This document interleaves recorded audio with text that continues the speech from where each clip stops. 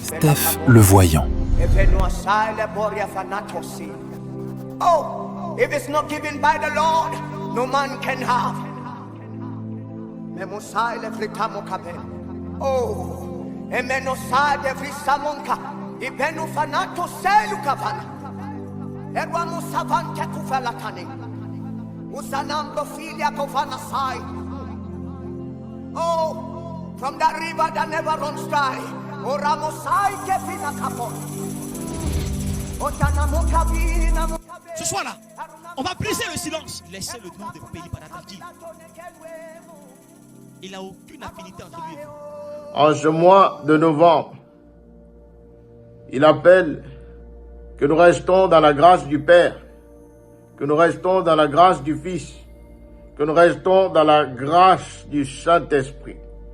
Car j'ai vu venir sur chacune de nos nations 3 jours d'épreuve, 3 jours de densité.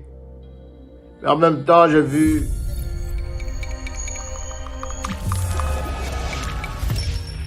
mon esprit m'amène en 2025.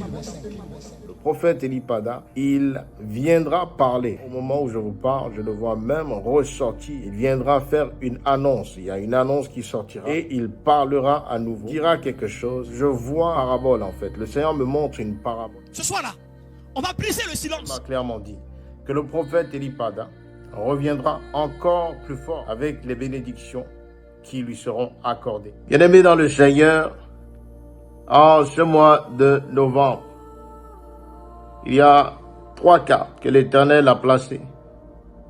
J'ai vu l'Éternel prendre ma main et me demander d'en choisir une. Alors, l'Éternel a ouvert mes yeux spirituels et j'ai vu 133. J'ai vu 1, 3, 3. Un pays qui est désiré par Dieu, jamais Satan ne réussira quoi que ce soit contre lui. Une nation qui est réussie par Dieu, jamais Satan ne réussira quoi que ce soit contre elle. Voici pourquoi j'ai un souci dans mon esprit. Accepte Jésus Côte d'Ivoire et nul ne pourra aller contre toi. Gethsémani est le centre du combat. C'est maintenant que vous devez prendre conscience de la valeur du combat, du niveau du combat spirituel pour vous. Car la situation de la Côte d'Ivoire n'est pas humaine, elle est spirituelle. Bien-aimé dans le Seigneur, j'aurais certainement pu sortir plus tôt. J'aurais certainement pu m'exprimer plus tôt. Mais l'Éternel m'a fait garder silence. J'ai vu bon nombre de choses sur la toile concernant le prophète Elipada, concernant des choses qui sont dites par certains sur le prophète Elipada, concernant également les choses que d'autres sont allés dire pour défendre le prophète Elipada. Je voudrais simplement rappeler ceci, peuple de Dieu, que, avant toute chose, pour ceux qui, de près ou de loin, connaissent le prophète Elipada, ou ont entendu parler du prophète Elipada, il y a une chose que vous devez remarquer, c'est que de manière commune ou commune, cet homme est apprécié par beaucoup de personnes qui ne l'ont même jamais rencontré. Beaucoup de personnes portent le prophète Elipada en leur cœur, et c'est là un fort signe de l'amour même que l'Éternel, notre Seigneur, notre Papa Jésus, porte à l'endroit de son serviteur, à l'endroit de son prophète. C'est là un signe que l'Éternel véritablement a grandement fait la publicité de l'homme de Dieu, au point où son nom a dépassé les frontières de la Côte d'Ivoire jusqu'aux États-Unis, jusqu'au Canada, jusqu'en France et ainsi de suite. Alors je dis que c'est une grâce. C'est une grâce pour le ministère prophétique. C'est une grâce pour le corps du Christ. Que l'Éternel puisse réveiller en la particularité du prophète Élie Pada, des hommes et des femmes qui croient encore en le Dieu des esprits des prophètes. Bien-aimés dans le Seigneur, j'ai observé beaucoup de choses. Mais j'aimerais dire ceci, que les hommes ne peuvent pas défendre un prophète. Il n'y a que Dieu qui puisse défendre son instrument. Je répète ceci. Dieu ne peut défendre que ce qu'il a envoyé. Dieu ne peut préserver que ce qu'il a envoyé. Alors, dans toute la sagesse que nous devons avoir en ce genre de situation, la seule chose à laquelle l'Éternel nous invite, c'est de parler, mais dans l'amour. De parler dans l'amour, même à ceux qui nous en veulent du mal, même à ceux qui nous critiquent. J'ai beaucoup observé et entendu des choses qui, pour le corps du Christ, j'ose croire, n'étaient pas bonnes. Vous savez, peuple de Dieu, le Seigneur notre Dieu, lorsqu'il s'agit de ces choses, est le seul à placer son jugement. Nous n'avons pas autorité à aller insulter d'autres hommes, qu'ils soient de Dieu ou non, d'aller poser des ultimatums à d'autres hommes, qu'ils soient de Dieu ou non. Cette justice-là, dans le corps du Christ, revient à Dieu et Dieu seul. Alors j'aimerais réitérer ceci. La seule chose que l'Éternel nous demande est de prier, de continuer à prier pour l'homme de Dieu, de continuer à intercéder pour nos nations africaines, de continuer à élever nos voix de commun accord, mais toujours dans la douceur, toujours dans la vérité, sans jamais porter des intentions de désobéissance, sans jamais détourner la parole à des fins de querelle. Parce que, bien-aimés dans le Seigneur, lorsque nous arrivons à faire de telles choses, c'est l'ennemi qui nous expose et en fait la publicité, afin que les mécréants, afin que ceux et celles qui n'ont absolument aucune connaissance du Dieu que nous servons commencent à relayer ces informations et à faire de nous des personnes qui ne sont pas illuminées et à faire de nous des personnes qui manquons de sagesse. Bien-aimés dans le Seigneur, la dimension du prophétique n'est pas une dimension que n'importe qui peut venir et toucher comme ça. La dimension du prophétique est une dimension particulière. Et j'aimerais dire ceci. Dans le prophétique, on ne se lève pas tous les 4-5 heures, tous les 6-8 heures pour venir s'exposer, pour venir parler, pour venir dire des choses. Parce qu'en faisant cela, peuple de Dieu, nous finissons par mélanger nos émotions. Et le Dieu que nous servons, le Dieu des esprits des prophètes, n'est pas un Dieu d'émotion. Le Dieu que nous servons est un Dieu qui régit dans toute sa souveraineté des décrets qu'il fait asseoir dans des temps et des saisons précis, en faisant part à ses serviteurs les prophètes, en les envoyant à des moments très précis et en les faisant taire aussi à des moments très précis. Bien-aimés dans le Seigneur, bien-aimés dans le Seigneur, peuple de Dieu, je crois que tout ce qu'il y a eu ces derniers jours, tout ce brouhaha, n'aurait pas dû être. N'aurait pas dû être. Et je bénis en cela l'homme de Dieu, le prophète Élie Pada, parce que c'est en cela qu'on reconnaît un prophète authentique. Un prophète authentique ne sort pas à chaque jour. Un prophète authentique ne sort pas pour sans cesse venir se justifier. Un prophète authentique ne sort pas pour venir contrecarrer des injures, pour venir porter des paroles qui n'ont pas eu de décret. Usons de la sagesse, peuple de Dieu, et arrêtons dans le corps du Christ de mener des combats qui n'en valent pas la peine. Il y a beaucoup trop de combats inutiles en ces derniers temps. Il y a beaucoup trop de combats inutiles en ces derniers temps. L'Éternel appelle au rassemblement. L'Éternel appelle à l'unité. L'Éternel nous dit simplement, peuple de Dieu, que nous devons nous focaliser sur ces paroles, que nous devons nous focaliser sur l'orientation qu'il nous a donnée concernant les choses à venir sur la nation africaine, sur les pays africains, sur ceux qui ont déjà connu des élections, sur ceux qui connaîtront des élections, parce que peuple de Dieu, l'Éternel des armées, le Dieu des esprits, des prophètes, est bien en train de façonner l'Afrique, est bien en train de renouveler une certaine grâce sur ce continent. Alors ne nous entremêlons pas les lacets dans des choses qui feraient reculer notre papa Jésus. Ma sortie est simplement pour dire deux choses.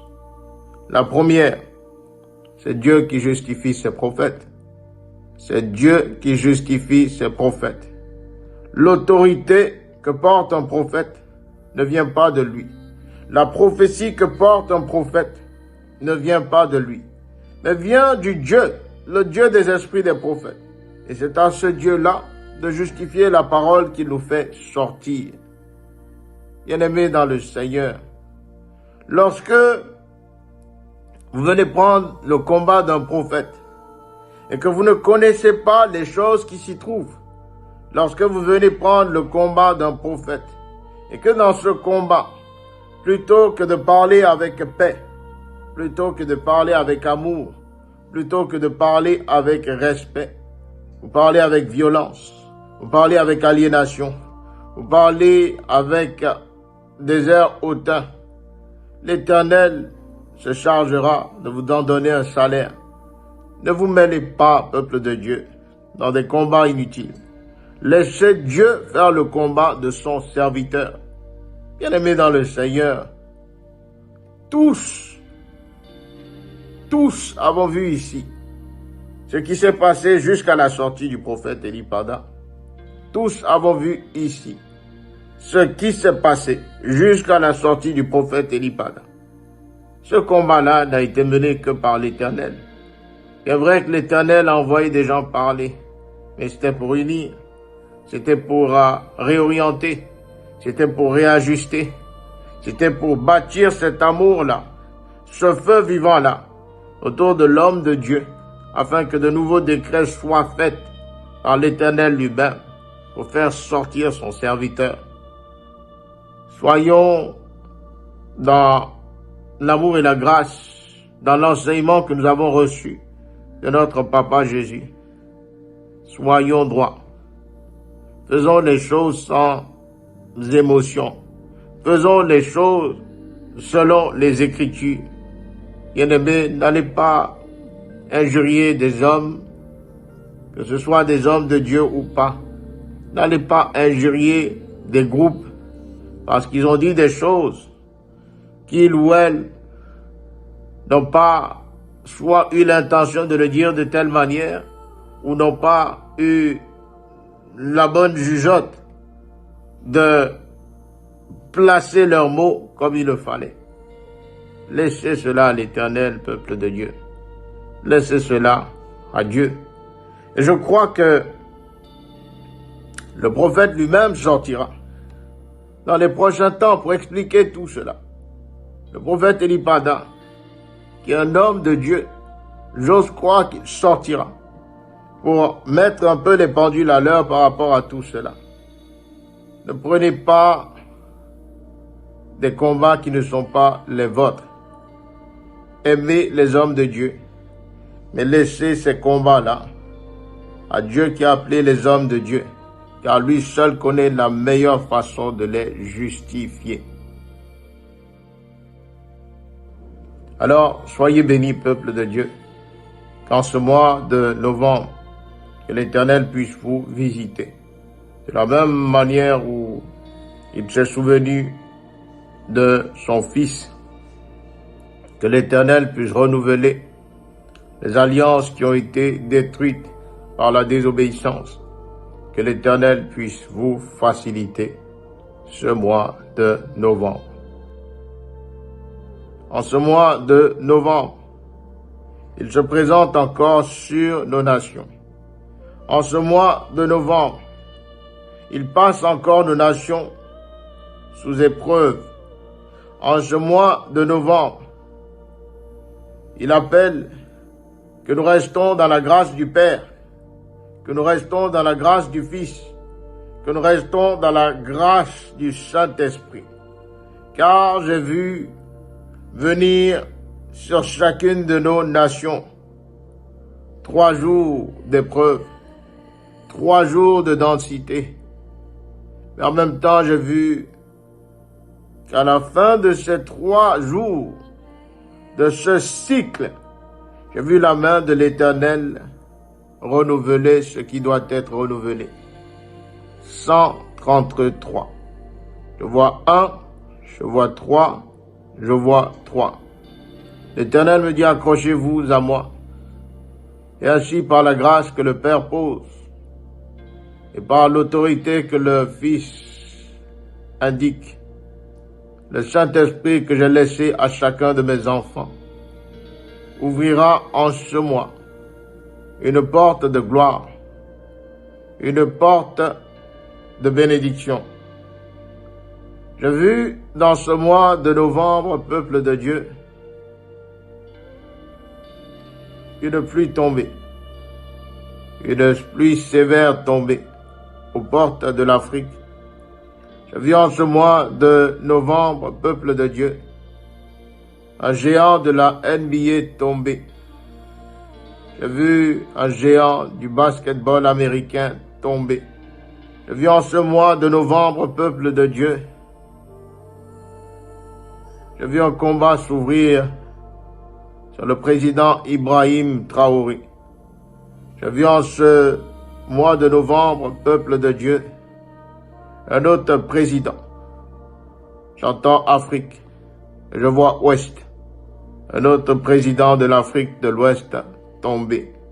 L'Éternel me dit, peuple de Dieu, prions pour le Cameroun. Car les choses qui ont été placées sur le Cameroun ne devraient pas être à l'état où elles sont. L'Éternel a parlé de paix également sur le Cameroun. Et Dieu m'a dit ceci, le peuple n'a pas écouté. Dieu m'a dit, le peuple a voulu se faire justice lui-même. Alors j'envoie mon prophète et je dis ceci. En ce mois de novembre, l'Éternel m'ouvre les yeux sur le palais présidentiel au Cameroun. Et je vois l'actuel président sur son lit. Je vois l'actuel président Paul Biya sur son lit. Et l'Éternel me dit, voici un homme qui a tant goûté au pouvoir. Voici un homme qui n'a point connu les limites. Voici un homme qui est spirituellement déjà mort, mais qui physiquement croit encore au pouvoir. Bien-aimé dans le Seigneur, par la désobéissance et par le mensonge que l'actuel président a établi sur ces élections, j'ai vu sa mort être précipitée. J'aimerais dire quelque chose au peuple camerounais. Cessez toute violence. Cessez toute violence. Et laissez le compteur de Dieu agir. Cessez toute violence. Et laissez le compteur de Dieu agir. L'Éternel des armées m'a envoyé sur le sol béninois. L'Éternel a placé mon regard sur l'aéroport international de Cotonou. j'ai vu un incident bizarre se poser sur cet aéroport. L'Éternel me dit, prions fort pour tous les transports aériens sur Cotonou. Prions fort pour tous les transports aériens sur la nation béninoise. J'ai vu quelque chose. J'ai vu un vent prendre contrôle des airs au Bénin. J'ai entendu l'Éternel me dire, prie mon fils,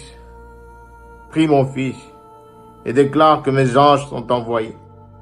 Alors ainsi je prie, et je déclare sur le sol béninois, je déclare sur les airs du Bénin, un vent de grâce, un vent de bénédiction, un vent où les anges de l'Éternel préservent le pays du nord au sud, de l'est à l'ouest, que le Seigneur établisse sa grâce sur les transports aériens, en commençant par Cotonou et en s'étalant sur tout le Bénin.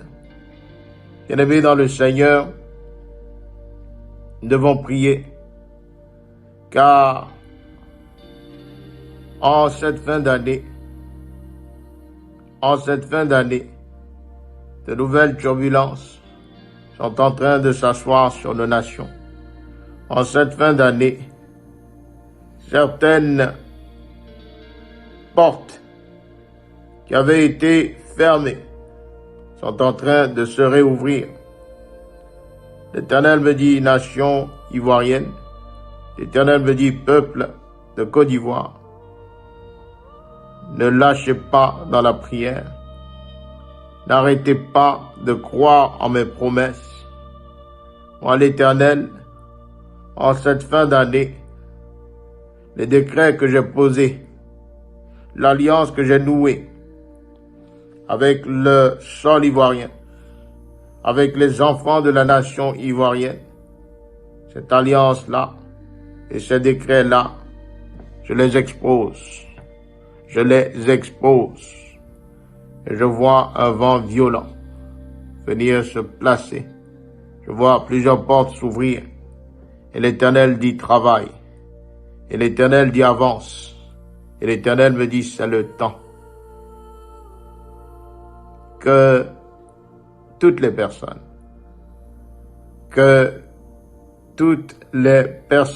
tous ceux et celles qui sont sur la nation ivoirienne, qui aiment la nation ivoirienne, qui prient pour la nation ivoirienne, prennent le temps, en ces 2 derniers mois, du mois de novembre et du mois de décembre, de prendre 3 jours de jeûne, 3 jours de jeûne en chacun de ces mois, car l'Éternel, le Dieu des esprits des prophètes, a lancé un décret. Le décret est une nouvelle porte, une porte qui vient briser celle que l'ennemi a cru bon de placer, une porte qui vient libérer les enfants et le peuple d'Israël, une porte qui vient asseoir la gloire de l'Éternel, une porte qui vient enterrer Pharaon et ses sbires dans la mer Rouge. Que Dieu soit glorifié, que Dieu soit béni. Le mois de novembre a toujours été un mois spécial pour moi. Je suis né un 30 novembre. L'Éternel m'a parlé de manière claire et audible en 2 novembre. Il m'a conduit dans un jeûne de 29 jours en un mois de novembre. Le groupe de prière et d'intercession prophétique Dimension a connu le jour un 15 novembre. C'est juste vous dire combien le mois de novembre est spécial pour moi, combien l'Éternel a porté sa lumière sur le 11e mois de l'année pour l'instrument que je suis en ses mains.